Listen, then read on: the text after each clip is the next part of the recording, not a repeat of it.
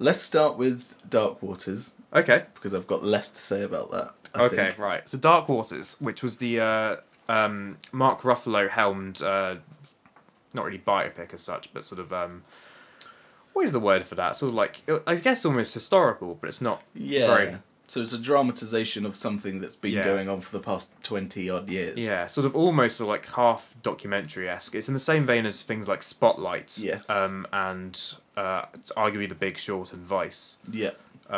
In that sort of like... Yeah, so a dramatisation of a recent historical event, specifically about the poisoning... DuPont. Yeah, the DuPont chemical company poisoning the water supply in... what city was West it? Virginia. It was in West Virginia, which is the state. West Virginia. Yeah. I was thinking of that song while watching it, time. and then it came up. Yes. What a banger. Honestly, that's where the movie peaked for me. Yeah, that was early. Yeah, it was. So yeah, so Dark Waters, it's an interesting film, considering it's on that weird borderline when you get to documentary, when it sort of starts being less about whether you enjoyed a film and more about just the subject matter. And because this is a film that really sort of got under my skin and sort of made me uncomfortable about just how evil some of the corporations in America are. But at the same time, for me, I feel like it would have worked a lot better as a documentary. I do agree. It made me just want to watch a documentary on the subject. Yeah. It felt about, I don't know, half an hour to an hour longer than it should have been. Yeah, you know? I'd say there was probably the third half an hour of it I felt dragged, but it picked up a bit more at the end. But so it was roughly 2 hours long. Yeah, it was 2 hours 5 minutes, I think. Yeah. But yeah. I think it could have been done with being, 95 minutes. Yeah, I think we were saying just afterwards. There's that section about sort of like just over 2/3 of the way through, where it seems like they're deliberately dragging it out to make a point, which is fine, but they could have made that point much more succinctly and more impactfully. We reckoned in a shorter sort of punch. Yeah, because they sort of went for it. So what we're talking about, there's a 7-year gap. Yeah. So just briefly, it's not really spoilers because this happened. No, I think to be fair, it's fair game if it's real events. Yeah. So they do this test on the water, and they've got a special committee that's not backed by anyone. They're completely independent, and they're not owned by DuPont, so they can't, fill it with bullshit or whatever. And they're waiting back, and is it 90,000 people went for a blood Something test? Like that. It was one of the biggest sample sizes of any scientific study ever. Yeah. And obviously, and then I think it's 7 years go by, so it starts in 2008, and then it... Yeah, and it takes until like 2015, I think it is. Something like that, yeah. 2015, 16 maybe. And during that time, there's like half an hour of just basically nothing happening. Yeah, people sort of waiting around, sort of stewing on why hasn't anything happened. Yeah. And the same way, the audience going, why isn't anything happening? Yeah, exactly. But they even do this thing, like they show scenes like... So you have that big scene in 2008, and then it jumps forward to like 2010, and it has a scene, and then 2012, that has a scene. And then it counts up that it does, like, on screen, it shows, like, the year, like, 2012, and then 2013, 2014, 2015, like, it counts up. They could have just done that from 2008 to 2015 and saved us all half an hour of our time. Yeah, I mean... watching basically nothing happening. We were saying, like, probably the reason behind it is to, like, make the audience feel that sort of length of boredom and uncertainty. Yeah. But then there's a golden rule is you should never be deliberately boring in a film. That's, like, the one cardinal sin. Never deliberately bore an audience, because that's not what they're there for. Yeah.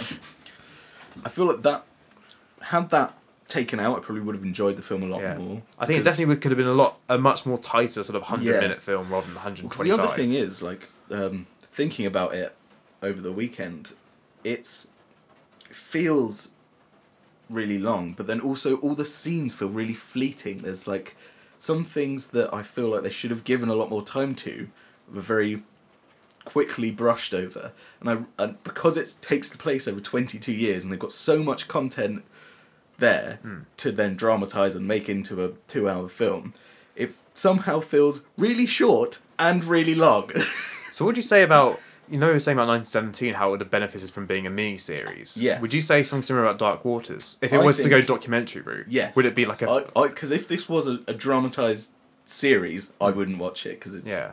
But if it was a documentary series akin to, say, Making Murder, the Ted Bundy tapes, or Making Murder, or something like that, then yeah, I would watch that. See, I was thinking because obviously Mark Ruffalo's an actor, so he's Yes. much more happy with fiction than with documentary. I was wondering if produced this as well. yes, Yeah. I was considering maybe it would work as like sort of the Imposter style, so like half documentary fictionalization sort of hybrid. Yeah.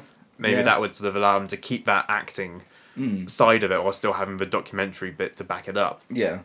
There was also a lot of what I felt was unnecessary dramatization. You know, like, he has a fallout with his wife, but, I don't really care about that. I want to know about DuPont, whatever it's called. Yeah, And I don't know why it's such a French sounding name It's for an so American French, company. isn't Like it? DuPont. And about how they're affecting, and, like, where it lost me, I mean, this sounds a bit bad, was I feel like it spent too much time on the wrong characters. There was a lot of time on his wife and kids, and you're like, well, they're not affected by anything other than... I mean, you can argue everyone's affected by the water. Well, yeah, but it just didn't hit me that hard because I was just... I don't know, it lost me towards the end, I think. There was a weird thing about his wife being, like, incredibly sceptical of the entire investigation about the water. Yeah. Which I found slightly hard to believe, just in the sense that because she was supposed to be like a lawyer as well, like Yes, this she was, incredibly yeah. smart woman, Yeah. and also she should be knowing firsthand through her husband like the stuff he's finding out. Yeah. So why is she so skeptical? Like I can Well, understand why. And I she think the only reason that exists for the is sake of the drama. But also to have the scene where he sits her down and explains everything in a lot more consumable bits, because that's sort of where it picks back up, is where he explains it and you finally see like all the scope of this problem. Like that's where it sort of picks back up again towards the end, and it's like they needed that to then kick it into its climax in inverted commas, because there wasn't one. Bitter, are we? Well, yeah. It just sort of ended, didn't it? And and I guess that's because the problem is still ongoing, arguably. And it sort of reached as much of a conclusion as it had, where it was like, he's finally got them in court. Yeah. And sort of achieved He's still that much. fighting. It's like, yeah, alright. Yeah. Yeah. There was that. Yeah, I'd say it's not as strong a song like Spotlight.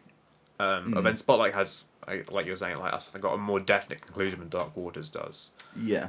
Yeah. Also, there's a thing with Spotlight, because that's more of an ensemble cast, and I think that extra sort of array of characters adds to it. Well, this is pretty much just Mark Ruffalo single-handedly leading this. So where I thought this was really good was when he was doing the investigation, finding out about the chemicals, finding out about all the bad stuff that was going on, and trying to convince people. Because that was like the first hour-ish. Yeah. I really enjoyed that. That was good. I was like, oh yeah, this has got me. But specifically the PFOA mystery, Yes. that one thread I found really interesting, how that sort of unravelled and eventually Yeah. came... Although, to be fair, the conclusion seemed a bit like, oh yeah, because we were definitely supposed to be able to guess that. Yeah. Also, all the stuff with the farmer.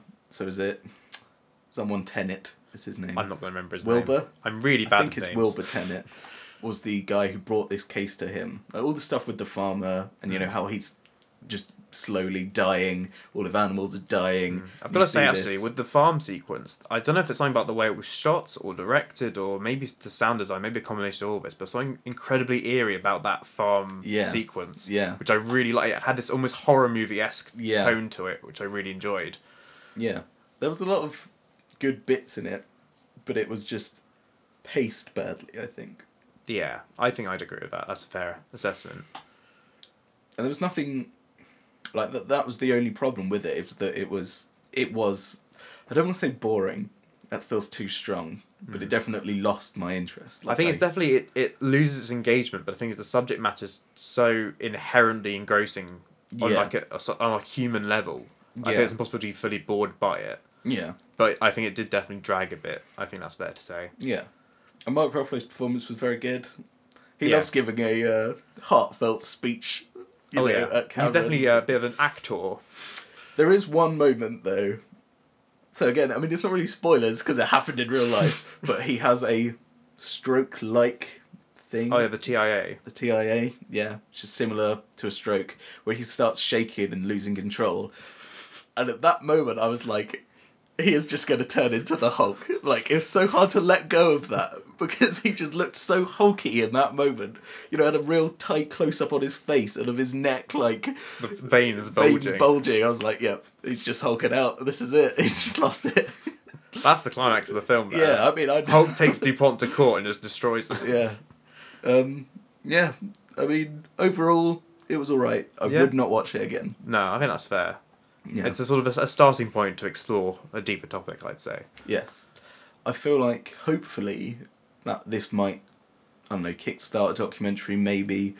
So, I mean, I would be very interested to watch a documentary. Because I feel like a documentary is more believable, in a way. Not that this isn't believable, but because it's Mark Ruffalo so well known, he's such a recognisable person, it's like... takes away from it a little bit. Before we watched, he said this felt a bit like an Oscar bait film that was just way too late to the mark. Yeah, sort of. Do you retract that? To some extent, because I mean it's definitely Oscar baity, isn't it? To a degree, it doesn't feel like anywhere near. The thing is, it's not. I would say it's not. It's not safe enough to be considered Oscar bait in the sense that it's quite controversial in what it's. A, it's quite a recent event, and B, it's quite sort of undermining the entire American capitalist system. Yes. So it's not as comfortable and clean cut as the Oscars generally likes for their bait. It is based on a book. I don't know if it's an autobiography, but it's based on a book. Presumably like the memoirs of the investigation. Yeah, would be my assumption. Yeah.